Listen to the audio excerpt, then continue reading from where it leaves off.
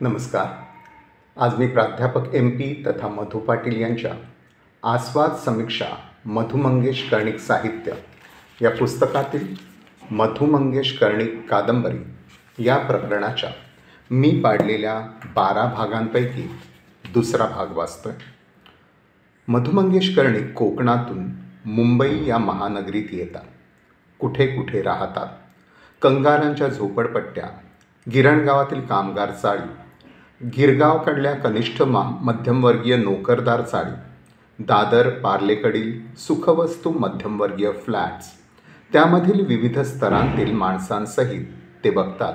संप, मोर्चे, सभा, घोषणा, राडे यांसहितच्या राजकीय, सामाजिक, सांस्कृतिक चळवळी, त्यांचे पक्ष, त्यांचे पुढारी ते पाहतात.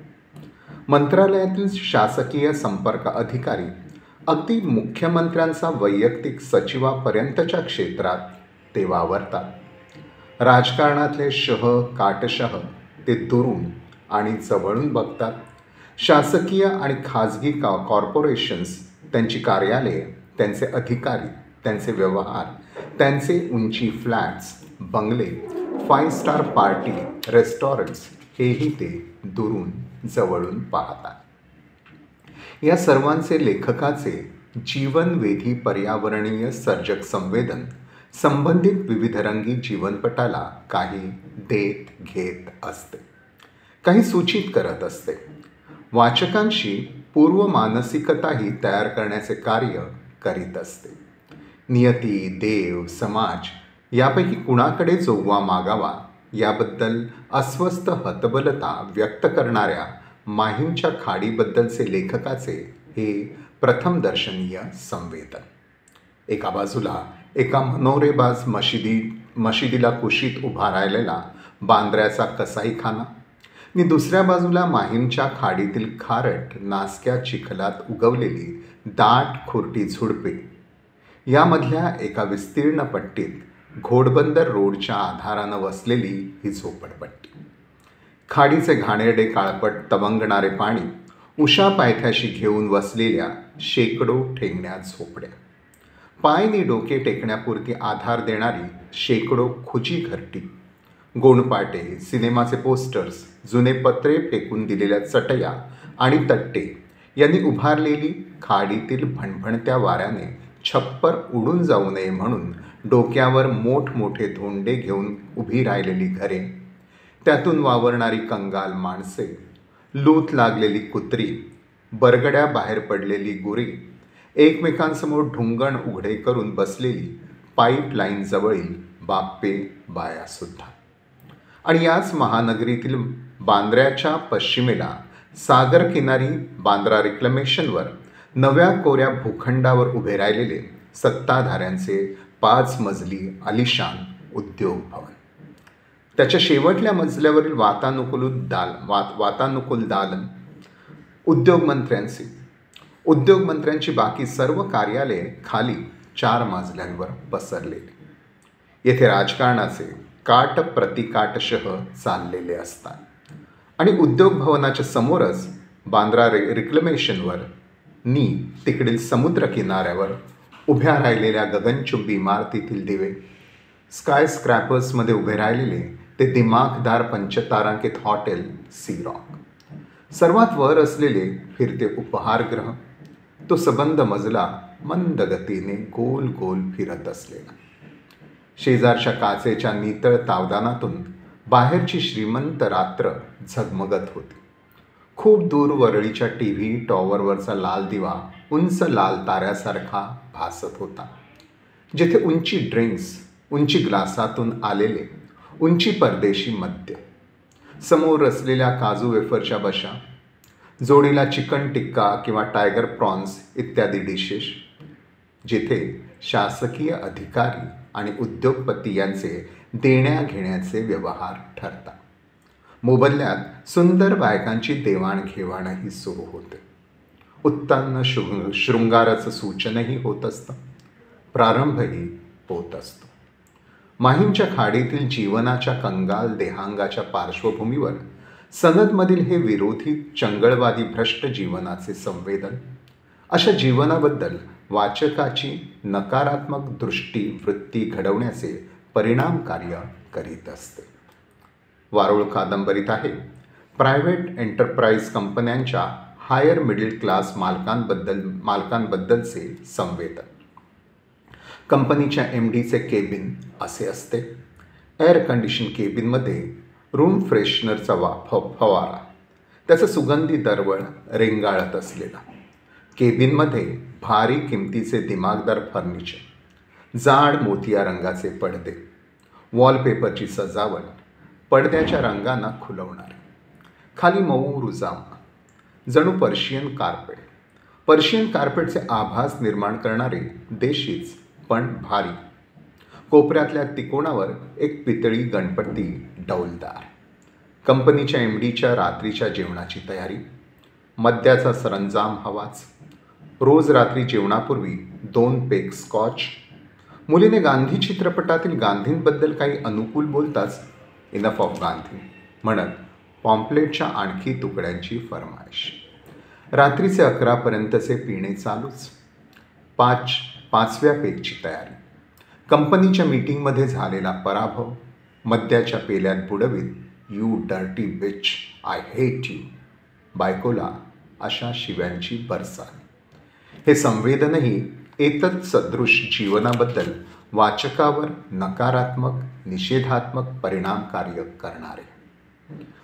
संधिकांमध्ये गिरगाव आणि गिरणगावमधील चाळींचे यथातथ्य चित्रण त्यांच्या संवेदनेने टेपलेले आहे. गिरगावमधील डबल रूम असलेल्या म्हापसेकर चाळीतील पहिल्या मजल्यावर वैश्य, सोनार, कायस्थ, कुडाळ देशकर, वाणी, भंडारी कुटुंबे राहत असतात, ज्यांच्या घरातून मटण, सुके बोंबील, बांगडे यांच्या कालवणाचा वास येत असतो. दुसऱ्या माळ्यावर आरस आदी शेणवी सारस्वत कुटुंबे राहत असतात. ती प्रजा समाजवादी, कम्युनिस्ट, डावे, अतिडावे अशा विचारांची असतात, ज्यांची मुले बहुंशी राष्ट्रसेवा दलात जात असतात. तिसऱ्या मजल्यावर आपटे, परांजपे, पटवर्धन, मेहेंदळे आदी ब्राह्मण मंडळी असतात, ज्यांची मुले RSS संघात जात असतात. तेथून अगरबत्ती, धुपाचा सुगंध दरवळत असतो.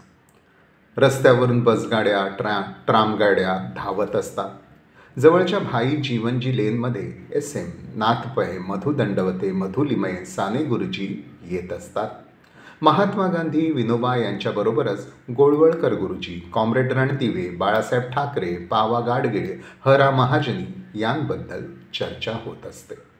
येथील मुले शाळा कॉलेजात शिकत असतात.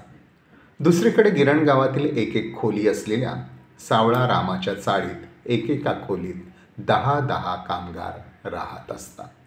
त्यांची कुटुंबे गावाकडे राहत असतात. या चाळीच्या बाहेरच्या तारेवर भोकांची फाटकी बनियन, लाल निळ्या हाफ पॅन्टी, परकर पोलकी, नऊवारी लुगडी अघळपघळ पसरलेली असतात.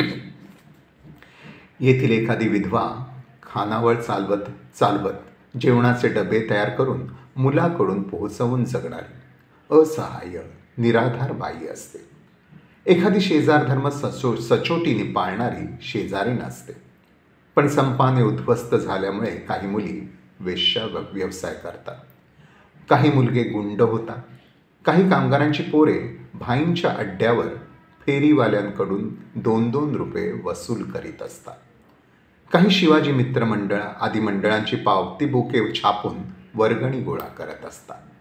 येथे चर्चा संदर्भ फक्त दत्ता सामंत यांच्याबद्दलचे असते.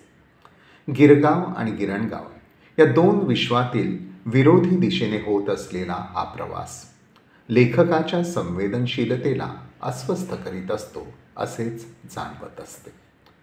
कर्णिकांच्या संवेदनशील प्रतिभेला व्याकुळ करणारे असेच एक मुंबापुरीच्या गजबजाटी पर्यावरणातील दृश्य गिरगावातील एका अशाच चाळीतील एका पांगळ्या मुलाचे त्याच्या पेन्शनर आजोबांसहितचे आहे. हा पांगळा मुलगा अगतिकपणे फुटपाथवरून भिजत हळूहळू वळसणीला येणारा, अपंगांना बरे वाटणाऱ्या इस्पितळाच्या आसपास घुटमळणारा, विषण्णतेने हातात कुबड्या घेऊन बसची वाट पाहणाऱ्या पेन्शनर आजोबांच्या पाठपुडीस बसलेला. हे दृश्य म्हणजे लेखकाचे पर्यावरणीय संवेदन आहे असेच जाणवते.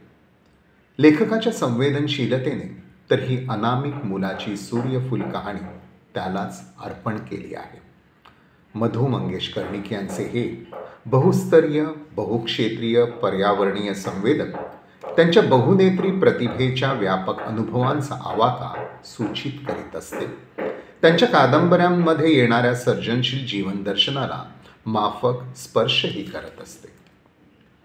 कादंबरीकाराच्या जीवन जाणीवा. कुठल्याही कादंबरीचे एक मध्यवर्ती केंद्र असते. त्याभोवती ती मधील माणसे फिरत असतात. असे म्हणता येईल की या माणसांनीच हा केंद्र, त्याचा परीघ, त्या दोहोंमधील ताणतणाव घडवलेले असतात, घडत असतात. या साऱ्या मागे अर्थातच कादंबरीकाराची सर्जक ऊर्जा असते. त्याने त्याच्या जाणीव नेणिवेतून घेतलेल्या अनुभवांना तो नव्या नव्या उन्मेषांचे कल्पक आकार देत असतो. त्यातून त्याला अभिप्रेत असलेले जीवनदर्शन घडत असते. त्यावर तो प्रकट अप्रकट भाष्य त्या माणसांच्या माध्यमातून करीत असतो किंवा त्याला अभिप्रेत असलेले भाष्य सूचित होत असते. मधु मंगेश कर्णिक यांच्या कादंबऱ्यातून जी केंद्रवर्ती जीवन जाणीव व्यक्त होत असते ती बहुंशी शोकात्मक स्पर्श असलेली, उदात्ततेसहितची गंभीर स्वरूपाची असते.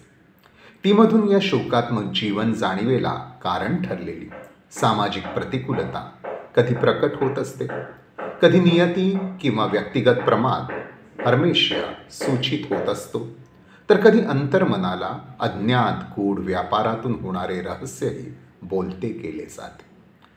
या जीवन जाणीवेत कुठे दरिद्र्याचा कातळ फोडणारी निर्मितीक्षम जिद्द असते, तर कुठे विद्रोहाची मशाल पेटवणारी दुर्दम्य बंडखोरी असते.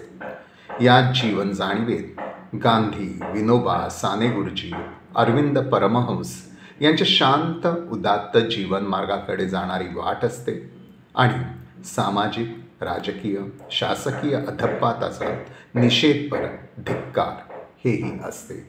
इथे हा दुसरा भाग संपवतो. धन्यवाद.